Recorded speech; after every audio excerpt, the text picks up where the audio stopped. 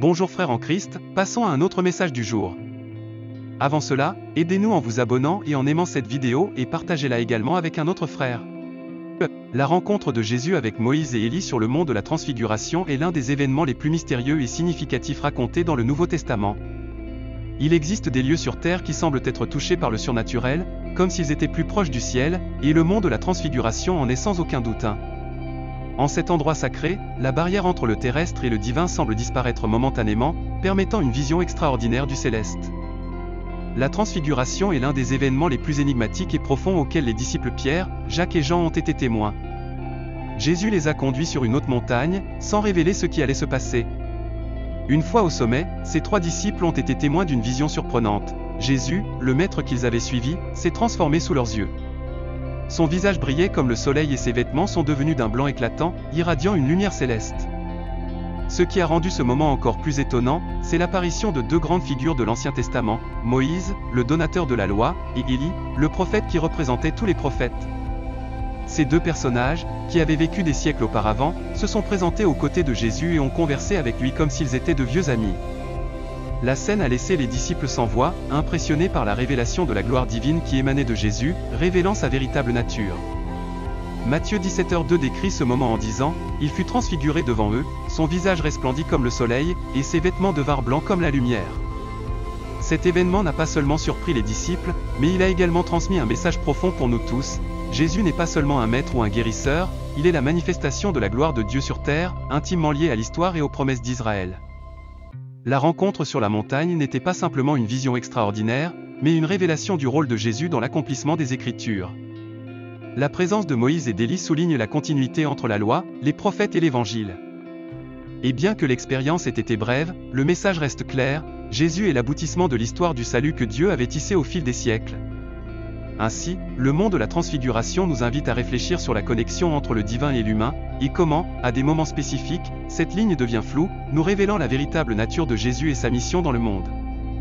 Lorsque Moïse et Élie disparurent et que Jésus retrouva son apparence habituelle, les disciples restèrent profondément marqués. Bien que Jésus leur ait ordonné de garder le silence sur ce qu'ils avaient vu jusqu'après sa résurrection, les apôtres ne pouvaient pas effacer de leur esprit l'image de la véritable gloire divine qu'ils avaient contemplée. Ils descendirent de la montagne, encore confus et émerveillés, se demandant quel était le sens profond de la vision et ce que Jésus voulait dire en parlant de sa résurrection. Pierre, fidèle à son caractère impulsif, s'adressa à Jésus au milieu de l'expérience, en disant « Seigneur, il est bon que nous soyons ici, si tu veux, je dresserai ici 3 tentes, une pour toi, une pour Moïse, et une pour Élie. » Matthieu 17h4. Son désir de construire ces tentes montrait son souhait de préserver ce moment sacré, mais il ne comprenait pas que l'événement avait un but bien plus grand que celui d'être simplement un souvenir tangible. Le véritable point culminant allait bientôt arriver, tandis que Pierre parlait encore, une nuée lumineuse les enveloppa, et une voix en sortit, proclamant « Celui-ci est mon fils bien-aimé, en qui j'ai mis toute mon affection, écoutez-le. » Matthieu 17h5.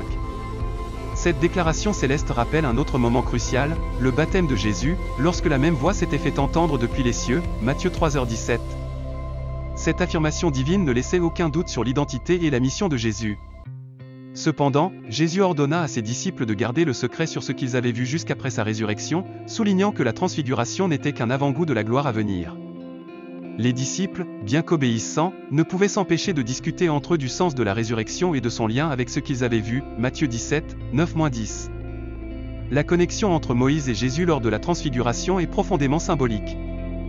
Moïse, le chef choisi par Dieu pour libérer les Israélites de l'esclavage en Égypte, était aussi un serviteur fidèle, mais comme tout être humain, il n'était pas exempt de la mort. En raison d'une désobéissance antérieure, il ne put entrer dans la terre promise, et sa mort survint dans le pays de Moab, où il fut enterré dans un lieu encore inconnu à ce jour, Deutéronome 34, 5-6. Bien que sa vie terrestre ait pris fin, son héritage spirituel a perduré à travers les siècles. Jésus, quant à lui, est l'incarnation de la grâce et de la vérité de Dieu, venu accomplir et surpasser la loi donnée par Moïse. Dans la Transfiguration, nous voyons l'union de l'Ancien et du Nouveau Testament, Moïse représente la loi, tandis que Jésus incarne la grâce et la rédemption. Cette union souligne le but de Jésus en tant qu'accomplissement des Écritures et révélation finale du plan divin de salut. Bien que Moïse n'ait pas pu entrer dans la terre promise de son vivant, sa présence lors de la Transfiguration indique que, à travers Jésus, la véritable promesse de Dieu se réalise. L'apparition de Moïse aux côtés de Jésus sur le mont de la Transfiguration symbolise la continuité du plan de salut de Dieu. Moïse représente la loi, tandis que Jésus incarne la grâce, soulignant ainsi la connexion entre les deux dans la narration divine. Élie, autre figure centrale de l'Ancien Testament, était un prophète influent et dynamique qui vécut à une époque où Israël s'était éloigné de l'adoration du vrai Dieu, rendant hommage à des idoles sous le règne du roi Achab et de sa femme Jézabel. La mission d'Élie était de ramener le peuple d'Israël sur le chemin de Dieu. La transfiguration n'était pas simplement un changement d'apparence de Jésus, mais un témoignage profond de sa nature divine et de son rôle unique dans l'histoire du salut. Ce fut un moment bref mais saisissant, où Jésus révéla son essence divine, démontrant sa connexion avec Dieu et sa continuité avec l'œuvre des grands leaders du passé tels que Moïse et Élie. Pour Pierre, Jacques et Jean, cet événement fut une confirmation de leur foi et une vision anticipée des merveilles à venir. Le mont de la Transfiguration revêt une signification particulière dans la Bible. Les montagnes, plus que de simples reliefs naturels, sont des lieux de rencontre avec le divin, où se produisent des événements cruciaux et transformateurs. Par leur hauteur, les montagnes semblent plus proches du ciel, et par conséquent, plus proches de Dieu. Un exemple marquant est le mont Sinaï, où Moïse rencontra Dieu et reçut les 10 commandements, qui allaient façonner la morale et la spiritualité des Israélites pendant des générations. Ainsi, la montagne devient un point de rencontre entre le divin et l'humain. Dans le Nouveau Testament, la transfiguration de Jésus, où Moïse et Élie apparaissent et parlent avec lui, n'était pas seulement une démonstration de majesté divine, mais un événement riche en signification. Ce moment peut être interprété à plusieurs niveaux. 1. Confirmation divine *, la voix céleste réaffirme l'identité de Jésus en tant que fils de Dieu et souligne l'importance de ses enseignements. 2. Lieu de révélation *, tout comme Moïse reçut la loi sur le mont Sinaï, le mont de la Transfiguration devient un lieu où les disciples obtiennent une compréhension plus profonde de la nature et de la mission de Jésus. 3. Continuité la présence de Moïse et d'Élie met en lumière la connexion entre l'Ancien Testament et la mission de Jésus, indiquant qu'il est l'accomplissement de la loi et des prophètes. Lorsque Jésus fut transformé sur la montagne, il montra à Pierre, Jacques et Jean un aperçu de sa gloire préexistante, celle qu'il avait avant son incarnation et qu'il révélerait pleinement après sa résurrection. Cet événement pourrait également être lié à ce que Jésus avait mentionné auparavant, lorsqu'il disait que certains de ses disciples verraient sa véritable nature avant de mourir, Matthieu 16h28.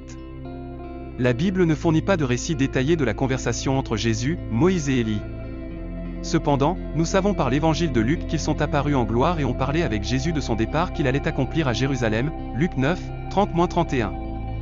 En termes simples, la transfiguration est un moment de connexion, reliant les histoires et prophéties de l'Ancien Testament à la révélation du Nouveau, où Jésus est révélé comme le Messie. Sur cette montagne, le passé et le présent se rejoignent, révélant Jésus comme le lien entre les deux. Cela suggère qu'ils ont discuté de la mission que Jésus était sur le point d'accomplir à Jérusalem, incluant sa souffrance imminente, sa mort et sa résurrection. Après cet événement extraordinaire, où Jésus a été transfiguré devant Pierre, Jacques et Jean, révélant sa gloire divine et conversant avec Moïse et Élie, une période a commencé où Jésus a commencé à parler plus ouvertement de sa souffrance, de sa mort et de sa résurrection à venir. La transfiguration n'a pas été seulement un moment de gloire, mais aussi une préparation et une confirmation de ce qui allait arriver. À partir de ce moment, Jésus a commencé à montrer à ses disciples qu'ils devaient aller à Jérusalem, souffrir aux mains des anciens, des principaux sacrificateurs et des scribes, être mis à mort et ressusciter le 3e jour, Matthieu 16h21. En résumé, la transfiguration a été comme un aperçu de la victoire avant la bataille la plus difficile. Elle a réaffirmé qui était Jésus et ce qu'il était destiné à accomplir, le salut de l'humanité. Jésus est la réponse aux plus grands problèmes de l'humanité, accomplissant d'anciennes promesses, prophéties et lois.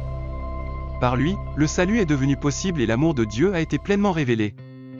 En accomplissant les promesses, prophéties et lois, Jésus a atteint l'objectif final de la loi, qui était de conduire l'humanité à une relation correcte avec Dieu. En d'autres termes, Jésus n'a pas aboli la loi, il l'a vécue, aimée et accomplie. En lui, les ombres de la loi ont trouvé leur substance et les anciennes prophéties ont trouvé leur réalisation. L'accomplissement des prophéties par Jésus représente la promesse éternelle de Dieu et son plan pour la rédemption. L'Ancien Testament, qui relate l'histoire des Israélites, est rempli de prophéties concernant un Messie à venir. Ces prophéties, au fil des siècles, sont comme des points sur une toile. La vie de Jésus, décrite dans le Nouveau Testament, connecte ces points, formant une image complète qui révèle le plan de Dieu pour sauver l'humanité. Des siècles avant la naissance de Jésus, le prophète Ésaïe avait prédit une naissance virginale, bien avant qu'elle ne se produise. Ésaïe a parlé de la manière dont cela se réaliserait. Le Messie souffrirait de manière claire et poignante, mais il était blessé pour nos transgressions, écrasé pour nos iniquités, le châtiment qui nous donne la paix est tombé sur lui, et par ses blessures nous sommes guéris, Ésaïe 53, 5. La transfiguration est un témoignage impressionnant de la mission unique de Jésus et un aperçu des royaumes célestes. À ce moment-là, la nature divine et la gloire de Jésus ont été révélées, offrant une anticipation de l'éclat qu'il attendait après la résurrection et de la majesté qui se manifestera lors de son retour. La transfiguration a été un avant-goût de l'état glorifié de Jésus, suggérant la gloire de son second avènement. Cet événement n'était pas seulement un miracle, mais une révélation, une promesse de ce qui est à venir, un monde transformé où le Sauveur régnera dans une gloire resplendissante. En plus d'être une transformation glorieuse, la présence de Moïse et d'Élie, qui symbolisent respectivement la loi et les prophètes, était profondément significative. Elle a montré que Jésus était l'accomplissement de tout ce qui avait été prophétisé et attendu. La voix du Père venu du ciel a proclamé « Celui-ci est mon Fils bien-aimé, en qui j'ai mis toute mon affection, écoutez-le » Matthieu 17h5. Cette approbation divine a consolidé de manière décisive la mission de Jésus sur terre. La voix céleste n'a pas seulement confirmé l'identité de Jésus, elle nous a aussi donné un ordre, écoutez ses paroles. Dans un monde plein de bruit et de distractions, la transfiguration nous appelle à donner la priorité aux enseignements et aux paroles de Jésus, qui est la parole vivante, la source suprême de vérité et de sagesse. En répondant à cet appel, nous alignons nos vies sur le but divin et la vérité. En termes simples, la transfiguration est un phare d'espoir qui éclaire le chemin pour tous les croyants. Elle nous assure un avenir glorieux, confirme le rôle unique de Jésus dans le grand plan de la rédemption et nous encourage à ancrer nos vies dans ses enseignements. En appréciant son importance, nous ne faisons pas que rappeler un ancien événement, mais nous nous synchronisons également avec le cœur de l'amour et du dessein divin. Prions, Père Céleste, nous venons devant toi aujourd'hui, en nous souvenant du glorieux moment sur la montagne de la Transfiguration, où ta lumière rayonnante a brillé intensément sur notre Sauveur Jésus-Christ. Tout comme Pierre, Jacques et Jean ont été témoins de cette manifestation divine, nous cherchons également à apercevoir ta gloire dans notre vie quotidienne. Ouvre nos yeux, cher Père, pour reconnaître les moments divins que tu mets sur notre chemin, qu'ils soient aussi inspirants qu'une cime de montagne ou aussi doux qu'un murmure tranquille dans le silence. Que ta parole nous guide dans tout ce que nous faisons, résonnant avec la voix qui a déclaré « Celui-ci est mon Fils bien-aimé, en qui j'ai mis toute mon affection, écoutez-le » Matthieu 17h5. En affrontant les défis de notre vie quotidienne, aide-nous à transporter les leçons et les inspirations de la montagne vers les vallées de notre existence quotidienne. Que la lumière de la transfiguration du Christ illumine notre chemin, dissipant les ombres du doute, de la peur et de l'incertitude. Merci, Père, pour la certitude que ta gloire ne se limite pas au moment d'élévation, mais qu'elle est présente à chaque instant, attendant que nous la reconnaissions et l'embrassions. Que, comme Jésus, nous soyons transformés en ta présence, devenant de plus en plus semblables à lui. C'est au puissant nom de Jésus-Christ, notre Seigneur et Sauveur, que nous prions. Amen. La transfiguration de Jésus n'a pas seulement réaffirmé sa divinité aux yeux de ses disciples les plus proches, mais elle a aussi servi de lien entre l'Ancien et le Nouveau Testament. L'apparition de Moïse et d'Élie lors de cet événement n'était pas fortuite, Moïse représente la loi et Élie les prophètes, et leur présence aux côtés de Jésus symbolise l'union de la loi et des prophètes avec l'évangile du Christ. Ce moment sublime révèle comment Jésus est l'accomplissement des Écritures et souligne son rôle central dans le plan de salut de Dieu. En voyant Jésus transfiguré et en entendant la voix divine, les disciples ont reçu la confirmation que les enseignements de Jésus n'étaient pas seulement vrais, mais aussi divinement ordonnés. De plus, la transfiguration permet aux croyants de toutes les époques de mieux comprendre la nature de Jésus en tant que pleinement Dieu et pleinement homme.